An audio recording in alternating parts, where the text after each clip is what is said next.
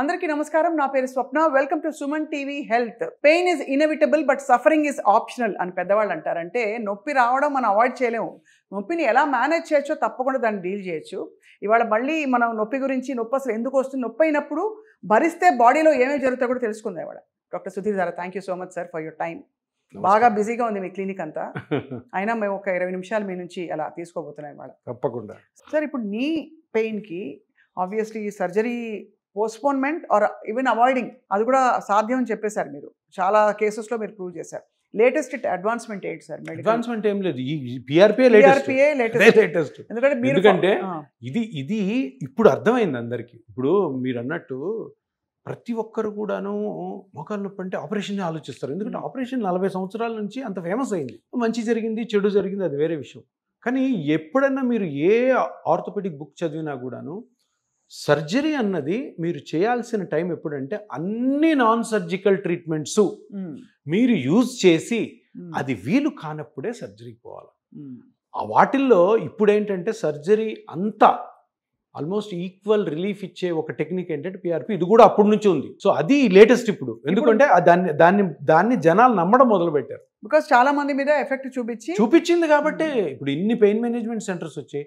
ఇంకా మంచి వార్త ఏంటంటే 100 మంది ఆర్థోపెడిషియన్స్ హైదరాబాద్లో ప్రాక్టీస్ చేస్తున్నారు PRP. That is a good sign. But చాలా మంది వ్యతిరేకిస్తున్నారు కదా. ఇప్పుడు కొత్తగా ఏదైనా టెక్నిక్ వచ్చింది అనుకోండి, వ్యతిరేకత వస్తుంది. ఒకరిద్దరే ఉంటారు వాళ్ళు వ్యతిరేకించేవాళ్ళు. అది ఆ వ్యతిరేకత కూడా జనాలకు ఒక అవేర్నెస్. సరే ఏదో పిఆర్పి బాగాలేదంటున్నాడు కదా, అసలు ఏంటో పిఆర్పి చదువుదామని ఆ మంచి తెలిసినప్పుడు తప్పకుండా వాళ్ళకి ఏంటంటే ఇప్పుడు చూడండి, మోకాలు నొప్పిని ఎంతమంది ట్రీట్ చేయొచ్చు. ఎంబీబీఎస్ డాక్టర్ ట్రీట్ చేయొచ్చు, హోమియోపతి వాళ్ళు ట్రీట్ చేయొచ్చు, ఆయుర్వేదిక్ వాళ్ళు ట్రీట్ చేయొచ్చు, సిద్ధా వాళ్ళు ట్రీట్ చేయొచ్చు, ఫిజియోథెరపీ వాళ్ళు ట్రీట్ చేయొచ్చు, ఆర్థోపెడిక్ డాక్టర్స్ ట్రీట్ చేయొచ్చు, అనస్థీషియా పెయిన్ స్పెషలిస్ట్ ట్రీట్ చేయొచ్చు, జనరల్ మెడిసిన్ వాళ్ళు ట్రీట్ చేయకూడదు. అందరూ చేయొచ్చు మోకాలు నొప్పి, ఆస్టియోఆర్థరైటిస్.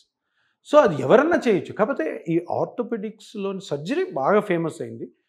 మంచి డాక్టర్స్ ఉన్నారు, బాగా చేసేవాళ్ళు ఉన్నారు. కానీ సర్జరీ అనగానే భయపడతాం మనం, సెకండ్ ఒపీనియన్ పోతాం. ఆ సెకండ్ ఒపీనియన్లో ఇంతకుముందు మిగతా ఏవైతే నేను చెప్పానో అవన్నీ కూడా అంత ప్రాచుర్యం పొందలే.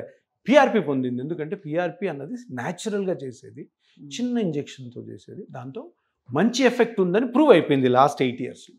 సో అందుకని ఎవరన్నా కానీ ఇది అవేర్నెస్ మనం క్రియేట్ చేసి చెప్పేది ఏంటంటే మీరు పిఆర్పి అన్న దాని గురించి తెలుసుకోవాలి.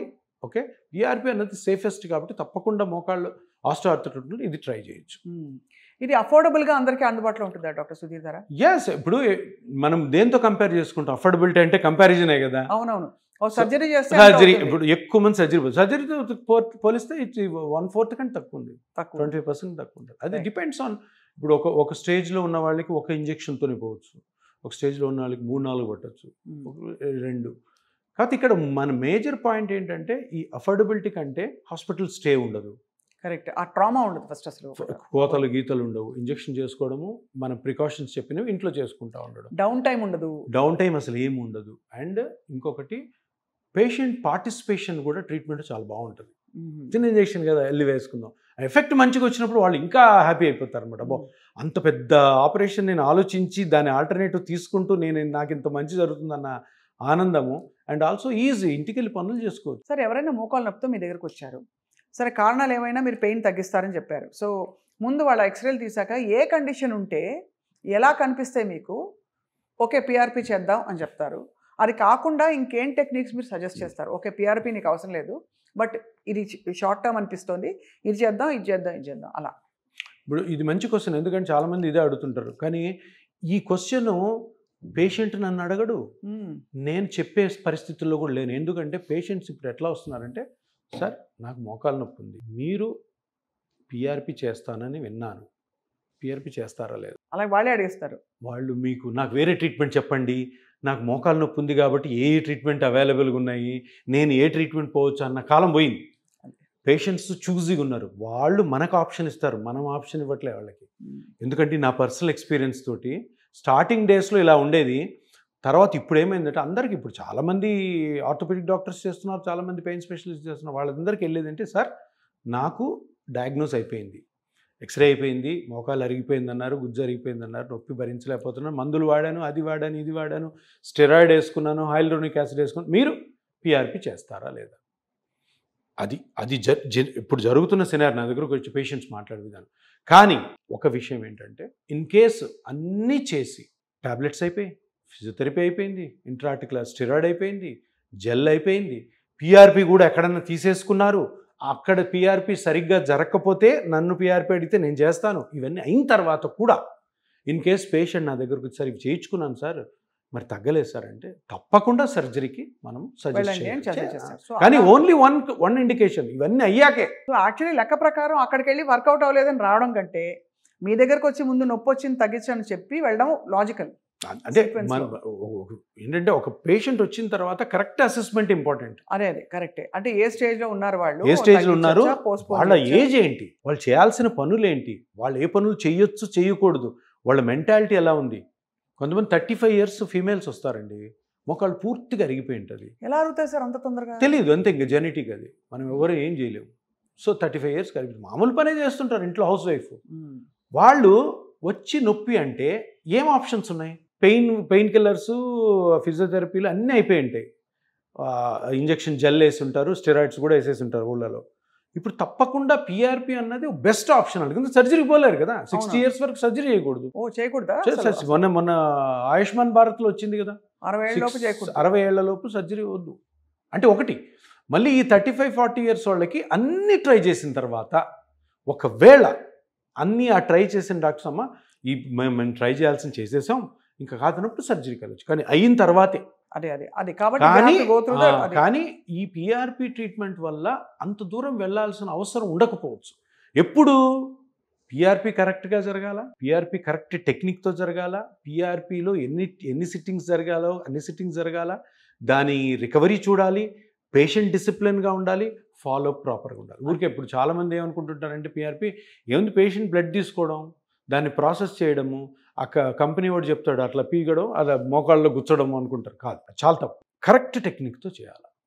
కరెక్ట్ టెక్నిక్ అంటే స్కాన్స్ చేసుకోవాలా, స్కాన్స్లో గుజ్జు ఎక్కడ అరిగిపోయిందో చూడాలి, అక్కడ ఇంజెక్షన్ వేసిన తర్వాత గుజ్జు పెరుగుతుందా లేదా చూడాలి, గుజ్జు ఎంత పెరుగుతుందో అంత నొప్పి తగ్గుతుందా లేదా చూడాలి.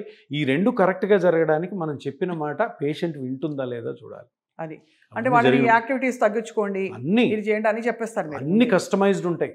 ఇప్పుడు మీకు వచ్చింది మీ జాబ్ని బట్టి మీకు యాక్టివిటీ ఉంటుంది, మీకు జాబ్ని బట్టి మీకు ట్రీట్మెంట్ ఉంటుంది.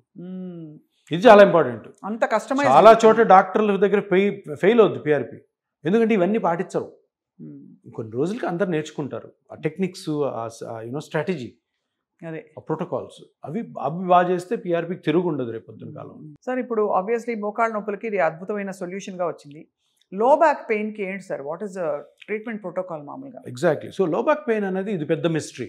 మోకాలు అన్నది బోలాబాలా జాయింట్, నేను చాలాసార్లు చెప్తుంటే ఏ ఉండదు, పెద్ద జాయింట్, 5 స్ట్రక్చర్స్ ఉంటాయి. ఆ 5 స్ట్రక్చర్లోనో ఏదో ఒకటి డ్యామేజ్ అయి ఉంటుంది.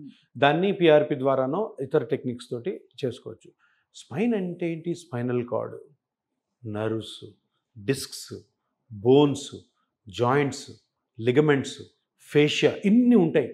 స్పైన్ నొప్పికి ట్రీట్మెంట్స్ చాలా ఫెయిల్ అవుతాయి. ఎందుకు ఫెయిల్ అవుతాయి అంటే ఆ పలానా స్ట్రక్చర్ ఏ స్ట్రక్చరో కనుక్కోవడం కష్టం. మన దగ్గర ఉన్నవి ఏంటి, ఇప్పుడు ఎక్స్రే ఉంది, అల్ట్రాసౌండ్ ఉంది, ఎంఆర్ఐ స్కాన్ ఉంది, ఇంకా స్పైన్లో నొప్పికి ఇంకంతకంటే ఏం లేవు.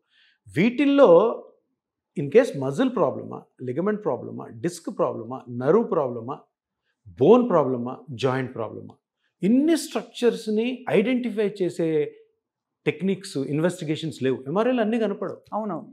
ఆబ్వియస్గా మజిల్ డ్యామేజ్ అయింటే మజిల్ కనపడుతుంది. కొంతమందికి బాగా నొప్పి అంటారు, ఈ సాఫ్ట్వేర్ ఎంప్లాయీస్, ఫీమేల్స్, ఇంట్లో పనిచేసి బయట పనిచేసి ఫుల్ చాలా ఎక్కువ పని చేస్తుంటారు, వీళ్ళకి నడుము నొప్పి ఉంటుంది, చూస్తే డిస్క్ ఉండదు, నర్వ్స్ బాగుంటాయి, డిస్క్లో క్రాక్స్ ఉండవు, బోన్స్ బాగుంటాయి, 35 years పెయిన్ వస్తుంటుంది. అవును, కారణం తెలియనప్పుడు ఏం చేస్తారు? Pain killers, physiotherapy, pain killers. ఆ పెయిన్ కిల్లర్స్ తిని దాని కాంప్లికేషన్స్ తప్ప నొప్పి తగ్గదు. ఎందుకు? పెయిన్ కిల్లర్ ఎంతసేపు పని చేస్తుంది. ఇప్పుడు వచ్చిన టెక్నిక్స్ ప్రకారం మన దగ్గర డైనమిక్ అల్ట్రాసౌండ్ మెషిన్స్ అని ఇప్పుడు వచ్చినాయి. ఆ అల్ట్రాసౌండ్ మెషిన్స్ తోటి ఆ ఫేషియా నుంచి పెయిన్ వస్తుందా, జాయింట్ నుంచి పెయిన్ వస్తుందా, మజిల్స్ పెద్ద ఎరెక్టర్స్ పైన మజిల్స్ అని ఉంటాయి, ఆ మజిల్స్ వల్ల కూడా వస్తాయి, ఫేషియా వల్ల పెయిన్ వస్తుందా, లిగమెంట్స్ వల్ల మనం కనుక్కోవచ్చు.